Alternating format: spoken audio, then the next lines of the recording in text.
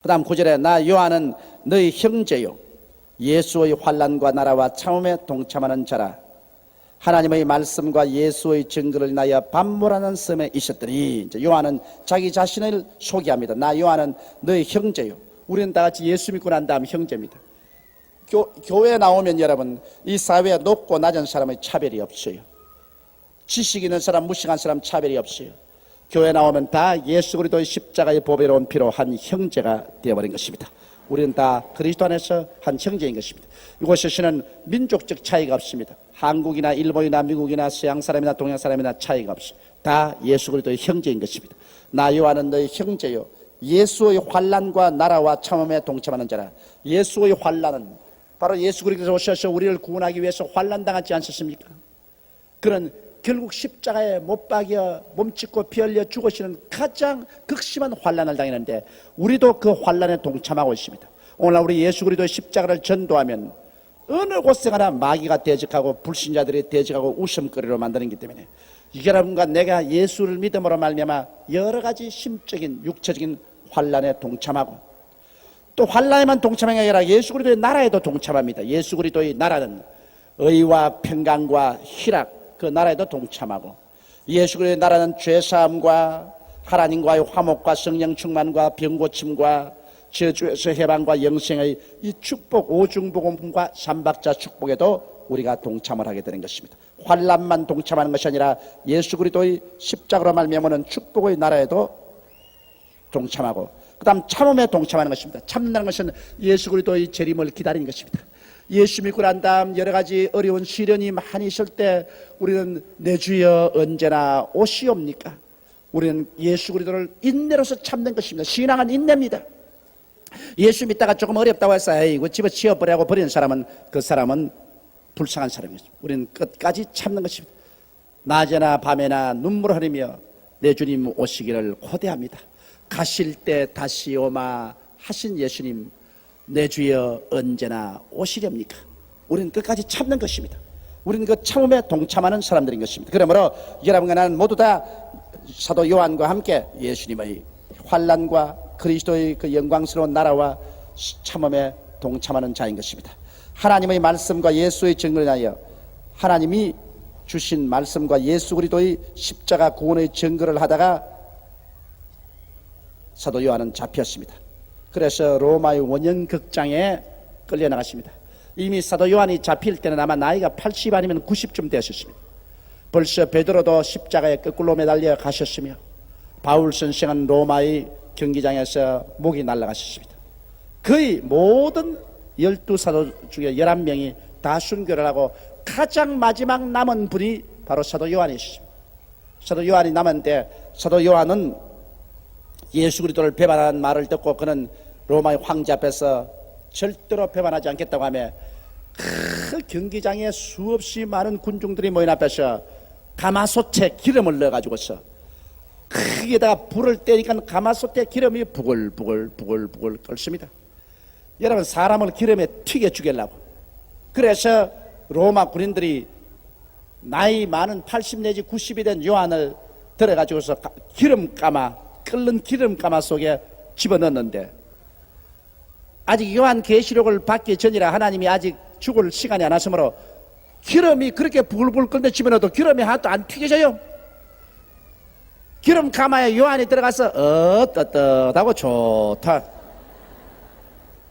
그 뭐 아무리 끓여도 요한이 불타지가 않아요. 하나님 기적입니다. 그건 사드락과 메삭과 아벳느고가 7배나 뜨겁게 한 불불 속에 들어가서도 까딱없던 것 같이 요한이 까딱없었어요. 그래서 로마의 황제가 기름도 안 태우니 저 밤모섬에 갖다 버려라고. 그래서 인적이 끊어진 저 외딴 섬 밤모섬에 흉악한 다른 죄수들이 울거리는 곳이 함께 요한을 유배시킨 것입니다. 그래서 요한이 그곳에서 계시록을 받게 되는데 이걸 보게 될 때 여러분 하나님의 때가 안 오면 안 죽어요. 여러분도 다 하나님이 설모가 있으면 안 죽는다고 그냥 쓸모없이 낮잠만 자고 있으면 아이고만 낮잠 자면 오너라 그러지만은 이 성가대에서 찬송하고 있는 시간 안 가요. 쓸모가 있으니까 요. 요새 성가 꽤 잘 불러요. 내가 보니까 이와 같이 이 세상에 우리 살면서 우리가 하나님 아직까지 쓸 수 있는 일을 하고 있을 때, 하나님 나라에 필요할 때는 여러분 어떠한 일이 다가와도 우리 안 죽습니다. 그러나 이 땅에서 하나님 사명이 다 끝나면은 그럼 빨리 가는 게 좋아요. 이 세상부터 살아서 뭘 하겠습니까? 요한은 하나님의 사명이 있었기 때문에 그는 죽지 않고 결국 밤모섬에 와 있었습니다.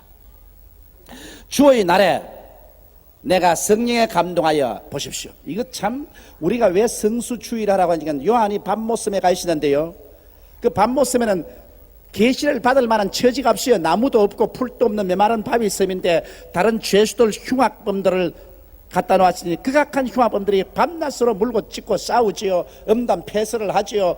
와글거리는 곳에 뭘 예배드릴 그런 분위기가 됩니까? 그러나 어떻게 환경이 어려워도 성령만 임하면 예배를 드릴 수가 있는 것입니다. 그런데 주의 날에 성령에 감동했다.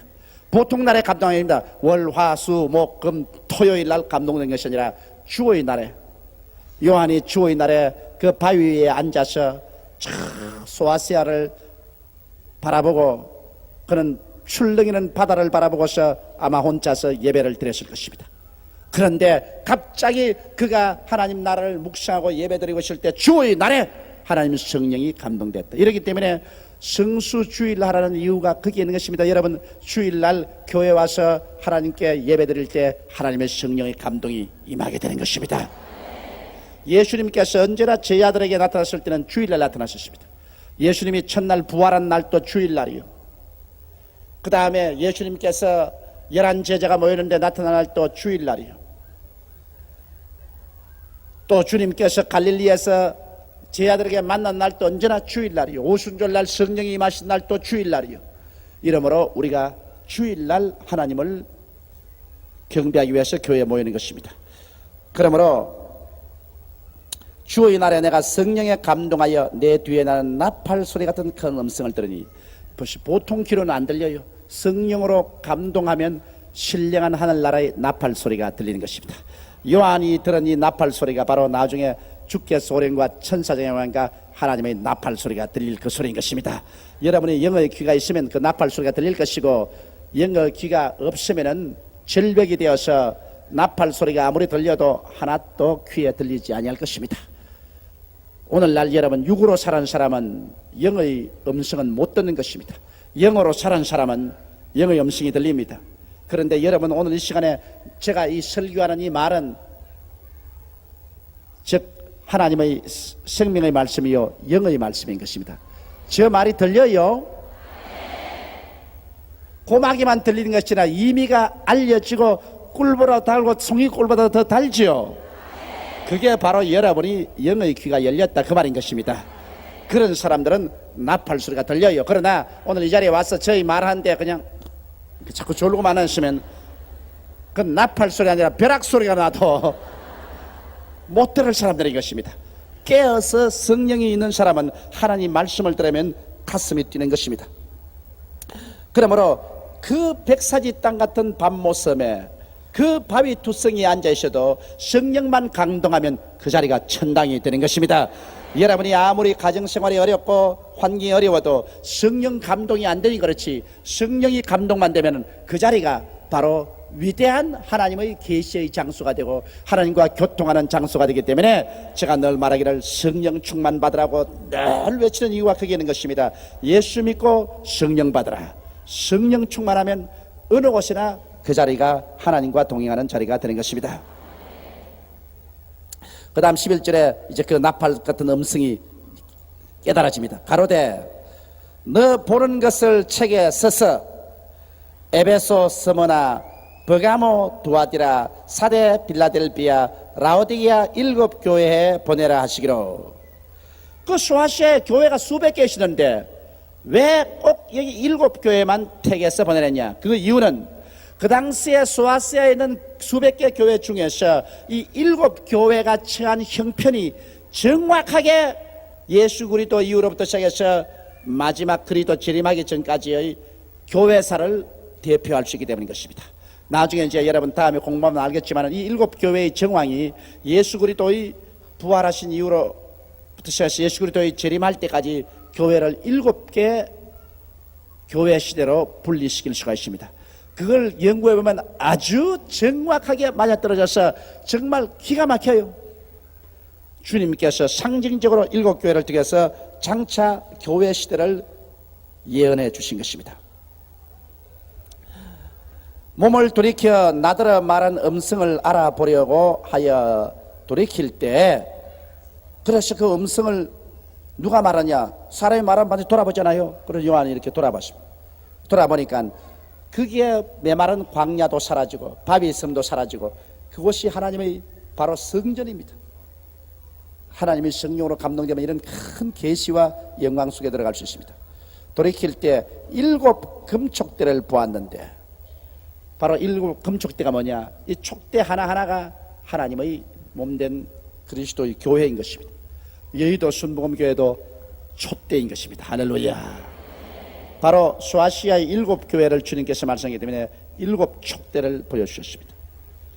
오늘날을 이 촉대의 불이 찬란히 밝아야 돼요. 우린 여의도에 이 촛불이 밝아가지고서 여기에서부터 온 아시아 세계를 비추는 우리 교회가 되어야 될 것입니다. 7 금촉대를 보았는데 촛대 사이에 인자 같은 이가 발에 끌리는 옷을 입고, 촛대 사이에 인자 같은 이가 있어요. 인자라는 것은 예수께서 언제나 말씀하기를 당신을 인자라고 말하십니다. 사람의 형상을 가졌다 해서 인자인 것입니다. 여러분, 예수님께서 사람의 모습으로 부활했기 때문에 여러분과 내가 이제 모두 다 예수 그리스도와처럼 사람으로 부활해서 그리스도와 함께 하나님 아들의 반열에 속하게 된 것입니다. 그런데 촛대 사이에 인자 같은 이가 발에 끌리는 옷을 입고 있습니다. 옛날에 발에 끌리는 옷을 입은 사람들은 누구냐? 제사장 아니면 재판관이 발에 끌리는 옷을 입었습니다. 발에 끌리는 옷을 입고 제사장이 제사장이라 거룩하게 가죠. 또 재판하러 온 재판관이 발에 끌리는 옷을 입고서 재판소 판정으로 나옵니다. 뭘 의미하느냐? 예수께서 발에 끌리는 옷을 입고 되는 것은 예수님은 제사장이요 재판관이라는 것을 표시하는 것입니다. 예수님은 제사장으로서 여러분과 나를 위해서 하나님 앞에 기도하고 우리를 돌봐주시는 예수님뿐 아니라 또 발에 끌리는 옷이라는 것은 예수님은 믿지 않은 사람에게 준엄한 심판을 하는 재판관이라는 것을 보여주는 것입니다.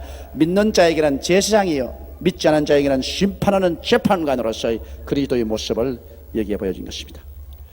발에 끌리는 옷을 입고 가슴에 금띠를 띠고, 여러분 가슴에 금띠는 임금 이외에는 못 띱니다. 임금님만이 띠요. 그래서 신라 왕관을 보더라도 왕관과 함께 임금이 띈 가슴에 금띠가 있는 것을 여러분 경주에 가면 볼 수 있습니다. 그러므로 예수님께서는 가슴에 금띠를 띄어야 되는 것은 만왕의 왕이요 만주의 주라는 것입니다. 예수께서 부활해서 저에게 말씀하신 것처럼 하늘과 땅의 모든 권세를 내게 주었다고 하신 것처럼 예수님이 이제 만왕의 왕이요 만주의 주가 되신 것입니다. 오늘날 예수 그리스도를 비웃는 사람들 정말 자기 죽을 묘혈을 파는 것입니다. 우주의 주권자를 향해서 어떻게 감히 손가락질을 하고 부정적인 말을 할 수 있습니까? 주님께서 오래 참으시는 것은 이 어리석은 무리들이 한 사람이라도 멸망하지 않고 영생을 얻게 하기 위해서 주께서 참으시는 것이지 힘이 없어 참으시는 것은 아닌 것입니다. 그 머리의 털의 희기가 흰 양털 같고, 예수님을 보니 머리가 하얘요. 여러분, 희다는 말을 하면은 뭐가 생각이 납니까? 성결하고 깨끗하다는 생각이 나지요. 예수의 머리가 흰 양털 같다는 것은 예수님은 거룩하신 하나님이라는 것입니다. 예수님에게는 거룩지 않은 것이 하나도 없어요. 그 다음 희다는 말은 뭡니까? 백발이 하얀 할아버지가 나타나면 무슨 생각이 납니까? 인생에 많은 경험을 해서 지혜가 많으신 어른이다, 그런 생각이 납니다. 백발이 스승한 사람이 말을 하면 그 사람의 지혜에 우리가 머리를 숙이는 거죠. 예수님 머리가 흰 양털인 것은 예수님은 전지하다는 것입니다. 무엇인지 알고 계신다. 그러면 예수님은 거룩한 하나님이요 무엇이든지 알고 계시는 그러한 예수님이시다. 흰 양털 같고 눈 같으며 그의 눈은 불꽃 같고, 예수님을 보니 눈이 막 불꽃 같아. 여러분, 그거 참 무서운 말입니다. 사람의 눈동자를 들여다보는 것은 굉장히 무섭습니다. 기도를 많이 하고 눈동자를 싹 들여다보면 속에 있는 게 확 다 들여다보여요. 우리 최하실 목사님하고 나하고 옛날에 함께 목회할 때 한 번은 존 허스턴 목사님하고 나하고 싱가포르에 인도네시아에 부흥회를 가는데 하루 수요일 날 저녁에 싱가포르에 도착을 했습니다. 그래서 저녁에 우리가 교회에 나가야 될 것인데 피곤하고 모처럼 외국에 나왔는데 그때 아주 싱가포르 영화관에서 음악 영화를 하고 있어요. 이 영국에서 만든 음악 프로그램인데 그 아주 세계적으로 유명한 처음부터 끝까지가 그 음악을 만드는 영화가 나와 있어요. 그래 둘이가 이제 고민을 하는 겁니다. 앉아가지고서 자 저녁 수요일 날 적에 교회에 나갈까 가서 음악 들으러 갈까. 그러다가 우리 둘이가 뭐라 했냐면 아이고 최하실 목사도 없는데 막 음악 들으러 가자. 그러면서 저녁에 가서 음악을 들었다고. 그래서 극장에서 아주 캐멀로스라는 아주 좋은 음악을 들었어요. 아주 음악이 굉장히 좋아요. 그런데 이 목사 둘이가 수요일 날 저녁에 예배를 안 보고서 음악을 보고 왔으니 집에 가서 페널티겠습니까? 그냥 들어오니까 마음이 괴로워 견딜 수가 없어요. 그래서 호텔에 와서 우리가 하는 그 회의를 하고 나면 둘이가 약속을 했습니다.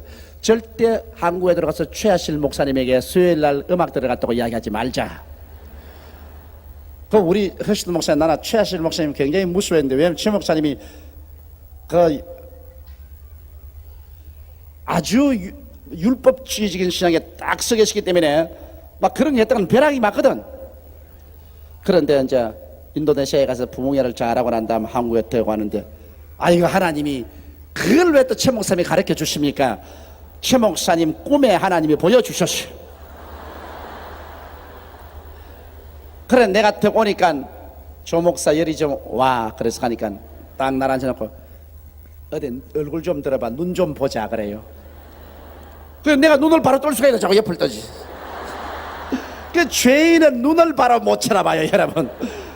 왜 이래 날 한번 쳐다봐. 그래서 자꾸 눈을 이렇게. 죄졌지. 왜 눈을 똑바로 못 쳐봐. 뭘 죄짓기는 뭘 죄를 지어. 괜히 그냥.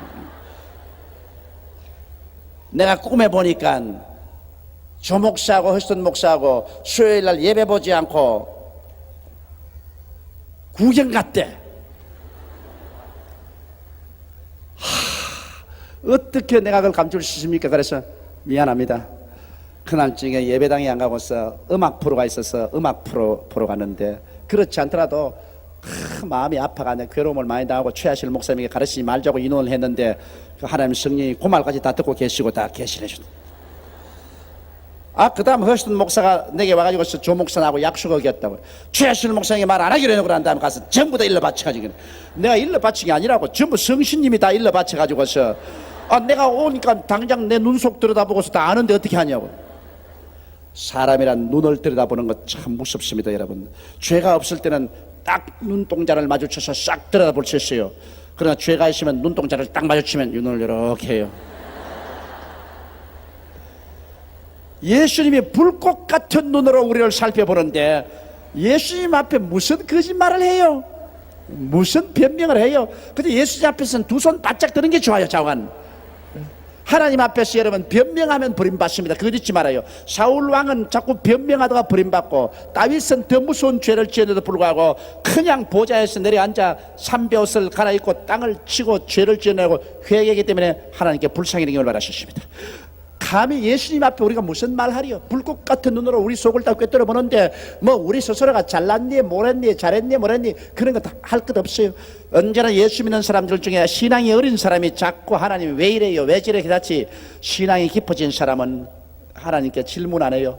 흥하든지 망하든지 성하든지 쇠하든지 살든지 죽든지 뜻대로 하여 주옵소서. 그저 뜻대로 하여 주옵소서.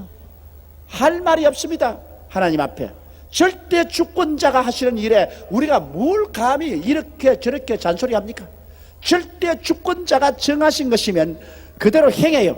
알든지 못하든지 그저 가라면 가고 오라면 오고 서라면 서고 앉으라면 앉는 것이지 절대 주권자 앞에 무슨 말을 해요? 나를 만드신 주권자 앞에. 나는 참 감격적인 간증 하나 읽었었습니다. 하반신이 마비되어 가지고서 젊은 청춘 27년간을 들어 누워 있는 사람인데, 그가 적은 글을 보니까 그가 하는 말이, 나는 이렇게 하반신이 마비되어서 다른 사람은 병이 나는데 난 낫지도 않고 해도 내가 낙심하지 않는 것은 나를 지으신 절대 주권자가 나를 하반신 마비되어서 평생을 들어 누우라 하시면 내가 그렇게 하는 것이 마땅하지 않은가? 내가 감히 누구기에 절대 주권적인 하나님이 하신 일에 가타부타 말할 권한이 있겠는가? 그러므로 나는 하반신이 마비되어서 이렇게 장기간 세월 동안 들어 누워 있어도 여호와를 찬미하고 하나님께 감사하기를 끝이지 아니한다. 나는 그 태도에 깊은 감동을 느꼈었습니다. 여러분, 사람이 이 세상에서 원망 불평 탄식을 하면 끝이 없습니다만, 하나님을 의지하고 좋은 하나님을 믿고 하나님이 내게 하시는 모든 일은 끝에 가서 좋게 되는 것을 믿고 하나님께 의지할 때, 이러한 사람이 마음속에 참된 신앙인이 될 수가 있는 것입니다. 그의 발은 풀무에 단련한 빛난 주석 같고, 주석이라는 것은 바로 여러분 구리를 말하는 것입니다. 이 구리라는 것은 구약시대 언제나 심판할 때 구리를 씁니다. 성전에서 여러분 제물 그런 고리도 전부 구리입니다. 그리고 짐승을 잡아서 드리는 제단도 구리 제단입니다. 구리는 심판을 말합니다. 예수님의 발은 아주 풀무불로서 마광한 번쩍번쩍 빛나는 구리 같더라. 이것은 예수님이 그 발로 죄인을 짓밟을 것이라 말하는 것입니다. 심판. 주님께서 그냥 이 세상을 넘어가지 않습니다. 믿지 않은 자에게 주님께서 나중에 가혹한 심판을 하시는 것입니다. 당신이 몸을 찢고 피를 흘려서까지 구원해 주었는데 이것을 믿지 않고 바르지 않은 사람에게 주님은 그 무서운 심판의 발로서 주님께서 밟고 심판하게 되실 것을 말씀하는 것입니다.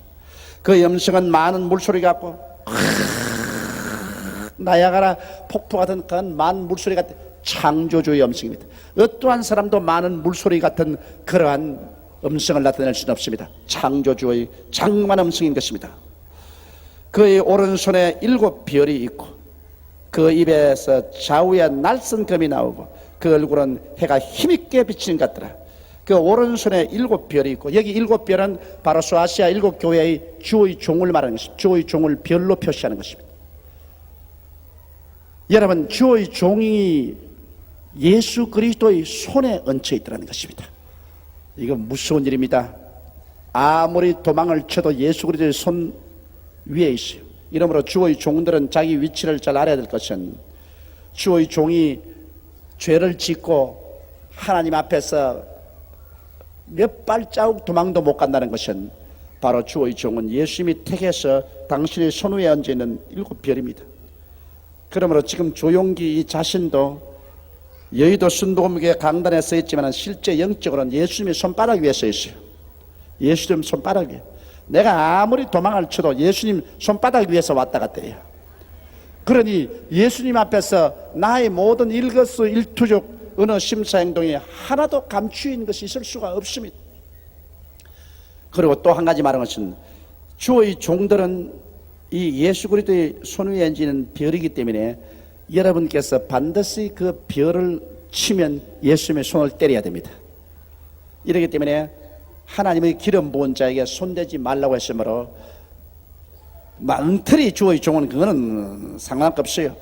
진실로 주를 사랑하고 하나님께 기름 부음을 받아서 주를 위해서 일하기를 애쓰는 하나님의 별이면은 여러분이 손대지 말아야 되는 것입니다. 주의 종에게 손대려면 반드시 예수 그리스도의 손에 같이 상처를 입혀야 됩니다. 주의 종의 상처가 아니라 예수 그리스도의 손에 상처를 입혀야 되고, 그 결과는 내게 많은 슬픔을 가져오게 만드는 것입니다. 그 얼굴은 해가 힘있게 비치는 것 같더라. 여러분, 예수 그리스도를 쳐다보고 안 살아날 사람이 없는 것은, 왜냐하면 해가 힘있게 비치면 만물이 살아납니다. 지금은 해가 멀리 있은 겨울 동안에는 모든 산천이 얼음과 눈으로 덮여서 풀들도 다 시들어지고 꽃들도 다 시들어지고 만물이 다 움츠려 들어갔지 않습니까? 그러나 봄이 되어서 점점 지구가 해와 거리가 가까워져서 따뜻한 햇빛이 힘있게 비치기 시작하면 얼음이 녹고 물이 다시 흐르기 시작하고 땅에서 생기가 돋아니 모든 삼라만상이 살아납니다. 이제 얼마 있잖아요. 봄이 오잖아요. 벌써 제주도에는 유채와 꽃이 만발했다니까 얼마나 좋습니까? 내가 오키나와 가니까 오키나와는 벌써 사쿠라가 만발을 했습니다. 이와 같이 햇빛이 따가워지면은 모든 만물이 살아납니다. 예수 그리스도의 얼굴이 해가 힘있게 비치는 것 같다는 것은 예수 그리스도에게 가까이 오면은 모두 다 생명이 살아나기 시작하는 것입니다. 성경에 말하기를 도적이 오는 것은 도적질하고 죽이고 멸망시키는 것뿐이요 인자한 것은 양으로 생명을 얻게 하되 더 풍성히 얻게 하려 왔노라. 그러므로 예수 귀한 예수 그리스도 안에 있으면 그렇게 생명이 넘쳐요. 나는요 한 가지 희한한 비결이 있습니다. 굉장히 저녁에 피곤할 때 저는 피곤하다고 해서 그대로 잠자리에 안 들어가요. 아주 심신이 피곤할 때 그대로 잠자리에 들어가 놓으면 밤새도록 지치고 아침이나 지쳐요. 밤에 많이 지칠 때 반드시 정자하고 앉아가지고 잠들기 전에 잠옷으로 갈아입고 난 다음 그리스도 앞에 앉아서 1시간 이상만 묵상하고 기도하면 몸이 날아갈 듯이 가변해집니다. 그럼 저는 언제나 체험하는 것입니다. 피곤하다고 그냥 들어 누워버리면 완전히 녹초가 되는데 피곤할 때일수록 들어 눕지 말고 주님 앞에서 기도로서 피곤을 틀어버려야 되는 것입니다. 예수님 앞에 묵상하며 기도하고 있으면 그리스도의 얼굴에서 해가 힘있게 비치는 것처럼 그리스도의 생명이 성령으로 말미암아 넘쳐들어오기 때문에 피곤이 싹 가시어집니다. 1시간 기도가 나면 내가 언제 피곤했느냐, 그래서 잠자리에 들어가면 아주 숙민을 할 수가 있는 것입니다. 그리스도를 죽은 자 가운데 살리신 이의 영이 너희 안에 거하시면 너희 죽을 몸도 살리시라는 것처럼 우리가 주님께 예배드리면 성령으로 말미암아 여러분과 내 몸이 살아나는 것인데 바로 성령이 그리스도의 얼굴에서 비쳐나오는 햇빛과 같은 것입니다. 이러므로 예수 안에 나오면 모든 것이 살아난다. 그리스도 안에 나와서 모든 것이 죽어지면 그건 잘못 믿음인 것입니다. 햇빛이 비치는데 무엇이 다 살아나죠. 그러므로 예수 안에서는 영혼이 잘 되고 범사가 잘 되고 강건하게 되는 것입니다. 어찌할 도리가 없어요. 그리스도가 우리의 생명의 태양인데 태양이 있는 곳에 생명이 없을 수가 없는 것입니다. 내가 볼 때 그 발 앞에 엎드려 죽은 자 같이 되매 자 그리스도의 그 너무 장엄한 모습을 보고 세상말로 기절초풍을 해버리고 말한 것입니다. 요한은 예수께서 육신으로 오셨을 때 예수님을 잘 알고 있거든. 부활하신 예수님, 바로 야훼 하나님 예수께서 나타난 것을 보고 요한은 너무 놀라고 감동이 돼서 죽은 자가 되었다. 여러분, 인간의 육신은 하나님의 영광을 보고는 견디지 못해. 나는 이 요한의 체험을 알아요. 저도 기도하는 가운데 환상 중에 온 방 안이 그냥 불꽃투성이가 되어서 온 방이 형력한 불에 타는 것 같고 막 연기가 막 온 하늘에 막 소용돌이 막 방 안에 치고 하는데 예수님이 탁 기도 쓰고 나타나는데 나는 그때 뭐 예수님이 아직 잘 몰랐기 때문에 소방대원인 줄 알았지만은 그 예수님이 탁 나타났는데 내가 얼마나 녹초가 되는지 몰라요. 막 온몸의 기운이 쫙 빠져버렸는데 불이야 그러려 하는데 내 입에서 불이야 이 소리밖에 나요. 그리스도의 영광을 보니까 인간의 육체가 그 영광을 감당하지 못해요. 아주 예수님 앞에서 그냥 기운이 쫙 빠져버린 것을 내가 체험했어요.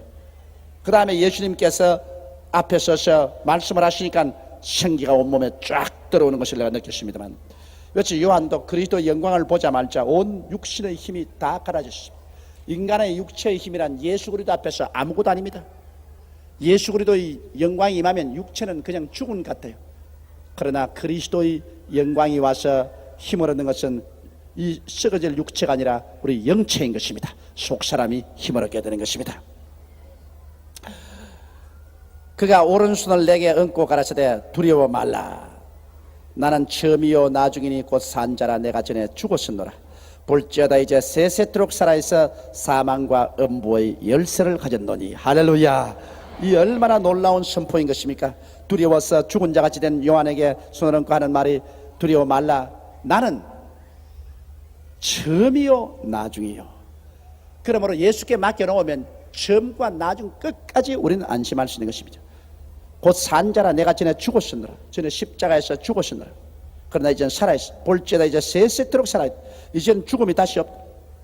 사망과 음부의 열쇠를 가지노니. 죽음과 지옥의 열쇠를 가지고 있다. 사망과 음부가 우리 다스리지 못해 우리 예수 그리스도 믿고 그 품에 안 끼면 사망과 음부가 우리 절대 못 데려가요. 우리에게는 영생과 영광만 남아있는 것입니다. 자, 여기에서 이제 요한계시록 해석의 열쇠가 여기 있습니다. 요 구절을 해석을 잘못하면 요한계시록은 영원히 닫힌 구절이 됩니다. 요 구절을 해석을 잘하면 요한계시록은 열린 책이 되어버리고 마는 것입니다. 아주 중요한 구절입니다. 요 구절이 바로 요한계시록 해석의 열쇠가 있는 것입니다. 요한계시록 1장 19절인 것입니다. 그러므로 내 본 것과 이제 있는 일과 장차 될 일을 기록하라. 3대지로 쫙 나눴습니다. 내 본 것은 요한계시록 1장입니다. 벌써 그가 환상 가운데 본 이 모습이고, 그러므로 내 본 것과 이제 있는 일은 이제 지금 소아시아의 7교회에 있는 일로서 요한계시록 2장에서 4장까지입니다. 그건 교회사입니다. 지금 우리가 이체 있는 교회는 라오디게아 교회, 바로 7교회 중에 마지막 라오디게아 교회에 속했는데, 이것은 지금 있는 일인 것입니다. 지금 있는 일, 교회 역사를 말하는 것입니다. 내 본 것은 요한계시록 1장에 그리스도의 환상을 본 것이고, 이제 있는 일은 지금 기록할 일인 것입니다. 교회 7교회에 대해서 기록할 일이고, 그 다음 장차 될 일을 기라. 장차 될 일은 요한계시록 5장으로부터 시작해서 22장까지 미래적 해석 방법인 것입니다. 이제는 라오디게 교회가 끝나고 예수 그리스도가 재림하시고 공중 우리가 들려 올라가고, 그때로부터 7년 환란이 다가오고, 그 다음 7년 동안 장차해져가고, 그 다음 그리스도와 함께 지상 재림할 그때까지의 장차될 일을 기록하라. 그래서 요한계시록은 이 세 대지로 나누어야 알려지는 것입니다. 따라 말씀하십시오. 그러므로 내 본 것과, 본 것은 요한계시록 1장이죠. 그 다음에는 지금 있는 일과 이제 있는 일과, 이것은 요한계시록 2장부터 4장까지 교회 역사를 말하는 것이고, 그 다음 장차될 일을 기록하라. 이것은 5장으로부터 시작해서 22장까지 이 세상 7년 환란을 여기에서 말하고 있는 것입니다. 자, 내 본 것은, 자, 이 벌써 토를 따라서 해석해 주고 있어요. 네가 본 것은 내 오른손에 7별의 비밀과 7 금촉대라. 7별은 7교회의 사자요 7 금촉대는 7교회니라. 요거 너가 본 것이다. 벌써 주님께서 거기 기점을 딱 주셨어요. 내 본 것이란 바로 7 금촉대와 7 별들, 네 본 것 이것이고, 지금 있는 일은 교회에 대해서 네가 지금 기록할 것이고, 장차 올 일은 7년 환란에 대한 것을 기록할 것이라는 것입니다. 그래서 요한계시록을 오늘 서론의 천문을 열으셨습니다. 이제 다음 수요일부터 요한계시록 제2장 에베소 교회로부터 출발합니다. 에베소 교회가 바로 교회사로서 처음 출발인 것입니다. 여기에서 라오디게아 교회까지 교회 역사를 7으로 나누면 딱 맞아 떨어지는 것입니다. 여러분과 내가 지금 속해 있는 것은 제7째 마지막 교회인 라오디게아 교회 시대에 살고 있는 것입니다. 그러므로 우리의 이 시대 다음에는 이제는 주께서 공중으로 재림하는 시대에 남아있는 것입니다. 그러므로 우리는 제일 마지막 끝에 와가지고서 이제는 7년의 앞날을 내다보는 것입니다. 그 다음에 뒤에 돌아온 또 우리 교회 시대를 우리는 쳐다보는 것입니다. 우리가 가장 좋은 전망대에 서 있는 것입니다. 아주 기가 막혀요. 여러분께서 요한계시록 이제 2장으로부터 4장까지 교회사의 역사를 한번 공부해 보십시오. 아주 기가 막힌다고. 어떻게 이렇게 정확하게 맞아 떨어지는가. 그리고 요한계시록 5장의 천국 예배 환경을 보면은 그냥 가슴이 뛴다고. 이야, 그 예배 모습의 장엄한 모습을 보고 기가 막힐 것입니다. 그리고 그 다음 7년 환란의 장면을 보게 되면 결코 예수 믿고 우리는 그 환란을 통하지 말아야 되겠다는 것을 알게 되실 것입니다. 요한계시록 강의를 여러분께서 깊이 들으시고 은혜를 받으시기 바랍니다. 이러므로 여러분께 부탁하고 싶은 것은 이 요한계시록 강의 동안에는 꼭 요한계시록을 읽고 와주시기 바랍니다. 한 장 한 장씩 공부할 것을 읽고 와주시고, 또 이 강의록 아마 테이프가 만들어질는지 모르겠지만 테이프가 만들어지면 이것을 사서 여러분께서 꼭 테이프 레코더에 대해서 복습을 해보시기 바랍니다. 그러면 여러분 요한계시록 전문가가 될 수가 있는 것입니다. 금년 한 해 동안에 이 요한계시록 우리 전문가가 한번 되어보십시다. 할렐루야.